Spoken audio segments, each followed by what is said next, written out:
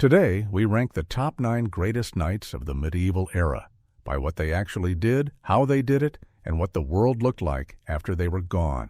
Number 9. Godfrey of Bouillon. In July 1099, after 3 years of brutal campaigning across thousands of miles, the walls of Jerusalem finally broke. The Crusader army poured through. And when the dust settled and the leaders of the First Crusade gathered to choose who would govern the city they had just taken, the man they chose refused to be called king.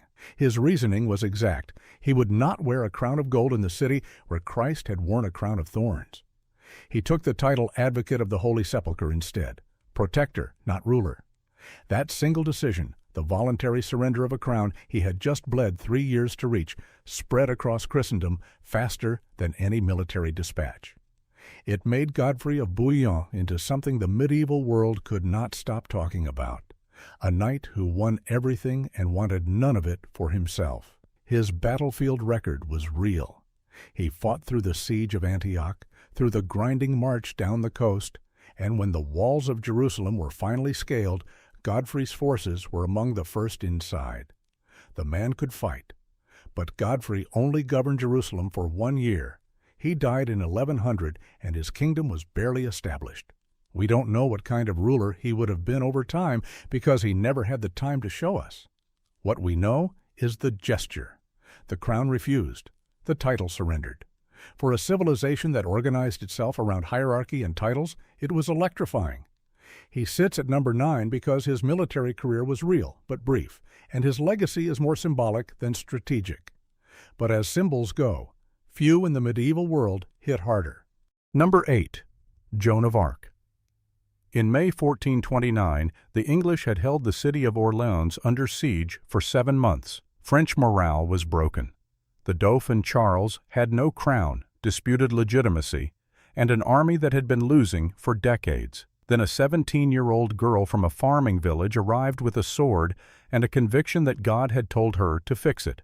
The French commanders didn't know what to do with her. She wasn't trained. She had no rank. She had never fought a battle in her life. 9 days after she arrived at Orleans, the English siege was broken. What Joan understood was that this wasn't a tactical problem. It was a psychological one. The French army had forgotten how to believe it could win. Joan gave it back that belief. She rode at the front of every assault, not holding a weapon, but carrying her banner. She was hit by an arrow through the shoulder during the fighting, and kept going. That image, the girl with the arrow wound still leading the charge, spread through the French ranks like a contagion.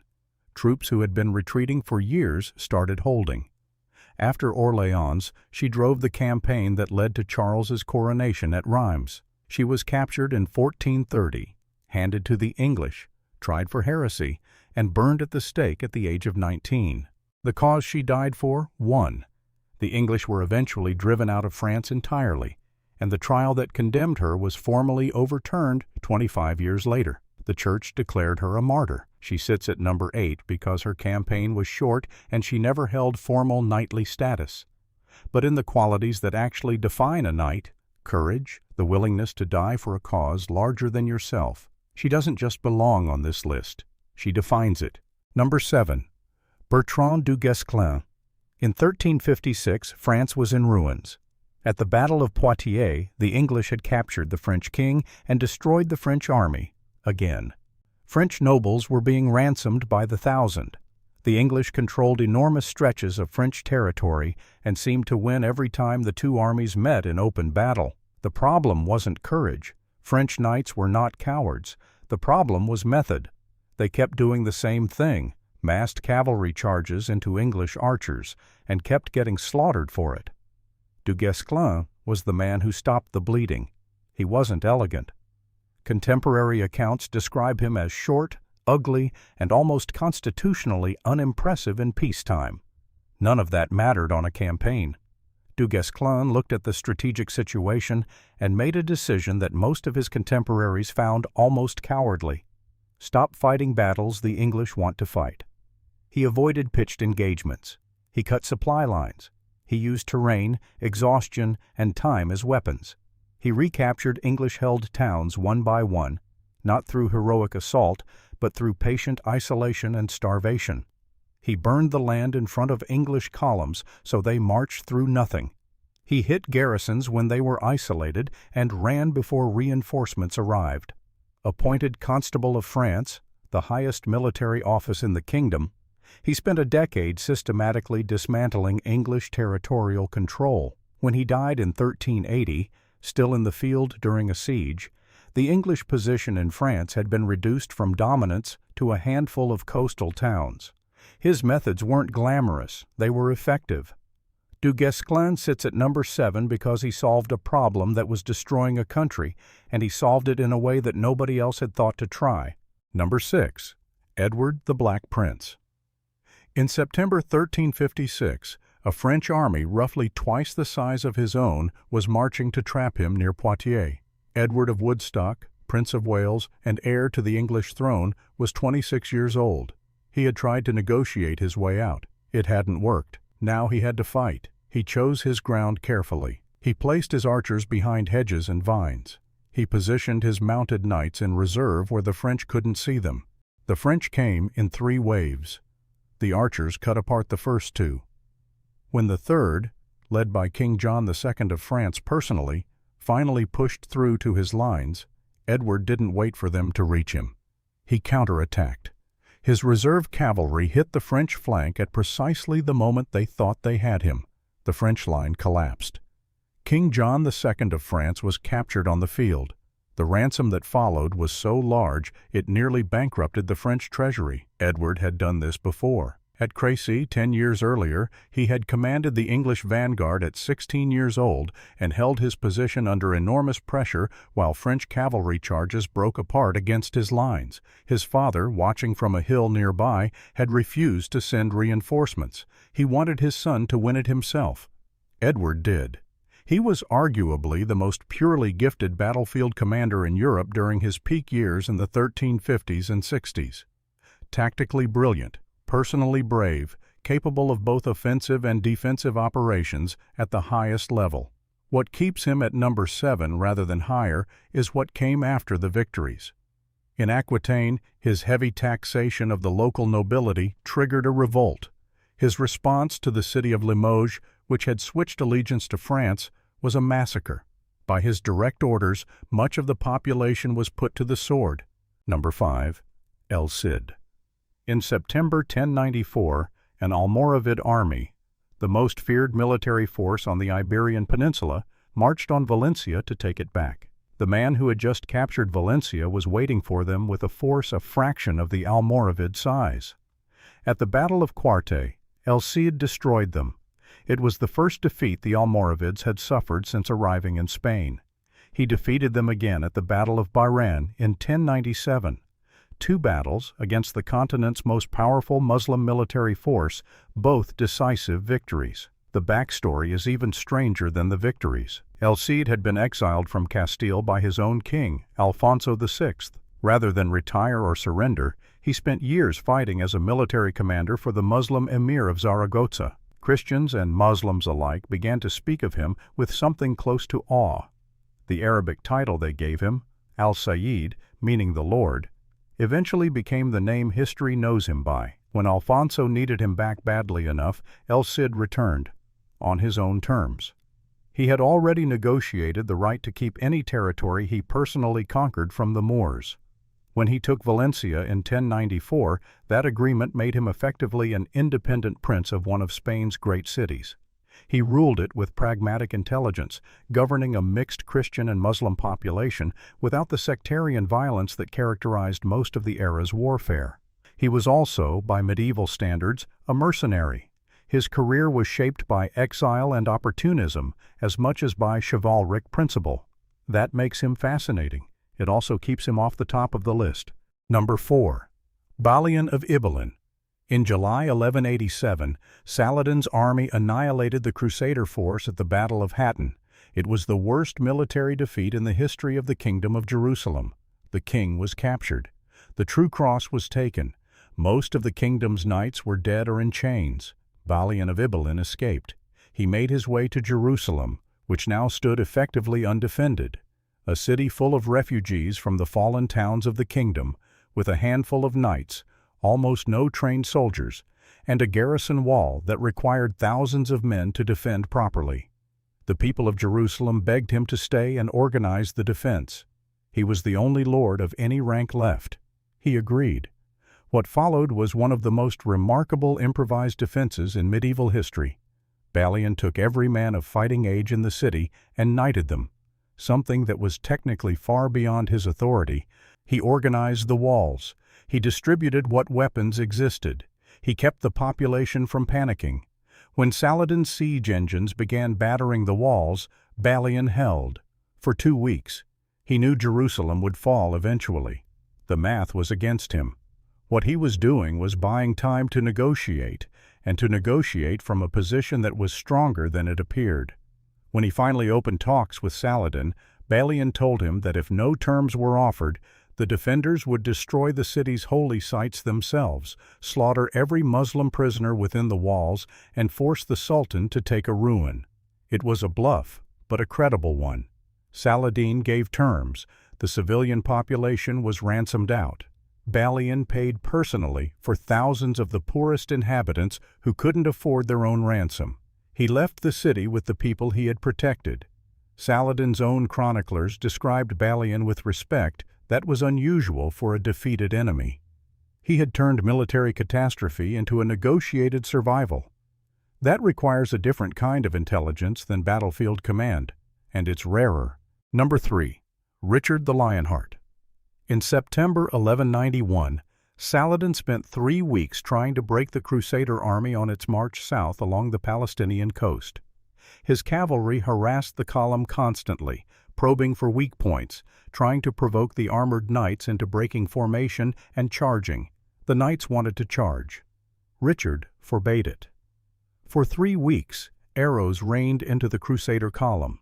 They kept marching. At Arsuf, Saladin finally concentrated his force for a decisive attack. Richard had been waiting for exactly this moment. He unleashed his cavalry in a coordinated counterattack that shattered the Muslim force. It was a masterclass in battlefield patience. 3 weeks of absorbing punishment to set up a single decisive blow. Saladin, who had defeated almost every Crusader commander he had ever faced, called Richard the finest enemy he had encountered. That march to Arsuf alone would put Richard on this list. The Third Crusade as a whole makes the case stronger. He arrived to find a siege stalled for 2 years at Acre, and it fell within weeks of his arrival. He never lost a major engagement in the Holy Land. He also never captured Jerusalem. He came close twice and turned back both times, correctly calculating that he lacked the strength to hold it even if he took it. That decision cost him everything he had fought for in the eyes of the world, and he knew it. The Treaty of 1192 with Saladin secured Christian pilgrimage rights and a coastal territory for the Crusader states. It was the best outcome achievable. It also felt, to the crusading world, like failure. Richard sits at number 4 rather than higher for the same reason Edward the Black Prince doesn't top the list. His record beyond the battlefield was poor. As a pure military commander, he may be the best on this list. As a knight in the full sense of the word, with the governance and responsibility that implied, he falls short. Number 2. Robert the Bruce. At the Battle of Bannockburn in June 1314, the English cavalry came at the Scottish lines in a full charge. Heavy war horses, armored knights, the most powerful offensive force in medieval Europe. The Scots locked into tight schiltron formations, long spears leveled outward in every direction, and the cavalry broke apart against them like water against stone. Then the Scottish infantry advanced. King Edward II of England fled the field. The English army, the largest assembled against Scotland in years, disintegrated. Scotland's independence was effectively secured in a single afternoon. But Bannockburn is actually the least interesting part of the Bruce's career. In 1306, Robert Bruce had claimed the Scottish throne with almost no support, and an English military machine actively trying to kill him. His army was scattered within months. His brothers were executed. His female relatives were captured and caged. He was a fugitive hiding in the islands and the highlands with a handful of followers. He kept going. Over the next 8 years, he fought a relentless guerrilla campaign. He took castles one at a time. He rebuilt alliances clan by clan. He never risked a pitched battle he couldn't win.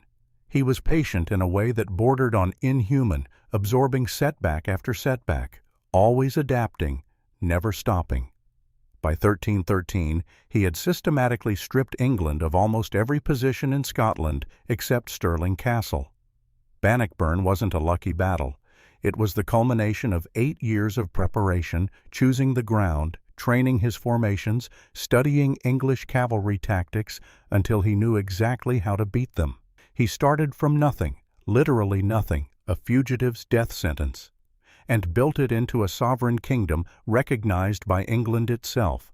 That required battlefield genius, strategic patience, political intelligence, and a personal endurance that very few figures in medieval history can match. Number 1. William Marshal. In 1216, King John of England was dead. His heir was 9 years old. A French prince had been invited in by the rebellious English barons and had already taken London. Most of the kingdom's nobility had switched sides. England, as an independent realm, was days from ceasing to exist. William Marshal was 70 years old. He looked at the situation. The 9-year-old child, the lost capital, the fractured barons, the French army. He stayed loyal. He gathered what royalist forces remained, reissued Magna Carta to pull wavering barons back, and began the campaign to take England back from the inside. In May 1217, he led his army to Lincoln, where a combined French and rebel force held the city. His knights had to physically restrain him from riding into the thickest of the fighting himself. He was 70. His helmet was dented by blows before the battle was over. The English won, completely. The French invasion unraveled. The rebel barons came back. The 9-year-old king kept his throne. England kept its independence. Now, here is why William Marshal sits above everyone else on this list. It isn't the Battle of Lincoln, though that would be enough. It isn't the 50-year military career spanning 5 kings. It isn't the tournament record. And by some counts, he captured or defeated more than 500 knights in tournament combat. Every knight on this list was exceptional in 1 or 2 dimensions. Richard the Lionheart was a better battlefield commander at his peak. El Cid was a more electrifying individual warrior. Robert the Bruce achieved a more historically decisive strategic outcome. But not one of them sustained the full combination: battlefield skill, strategic command, personal honor, political intelligence, and institutional loyalty. He started with nothing. The younger son of a minor noble, sent with a single servant to train in a foreign household at the age of 13. He built everything: title, wealth, influence, legend, with his own hands, across 6 decades. When he died, surrounded by his family and his household knights, he asked to be invested as a Knight Templar, a vow he had made decades earlier on someone else's behalf, even at the end, keeping a promise. The Archbishop of Canterbury said the greatest knight in all the world. 800 years of historical argument have not found a convincing counter-argument. The chivalric code was a fiction. The real world didn't give you clean choices between honor and survival. What separates these men and women on this list isn't that they were purer than their contemporaries. It's that they found ways to do extraordinary things anyway, and some of them did it in ways that left the world genuinely better than they found it. Balian of Ibelin negotiated 3,000 lives out of a lost siege. Joan of Arc gave a broken army its belief back. William Marshal kept a kingdom intact when every rational calculation said it was finished. That's the story beneath the legend. And it's more interesting than the legend. Drop your ranking in the comments. If you'd swap anyone in or out of this list, I want to know who and why. Subscribe if you want more stories like this one.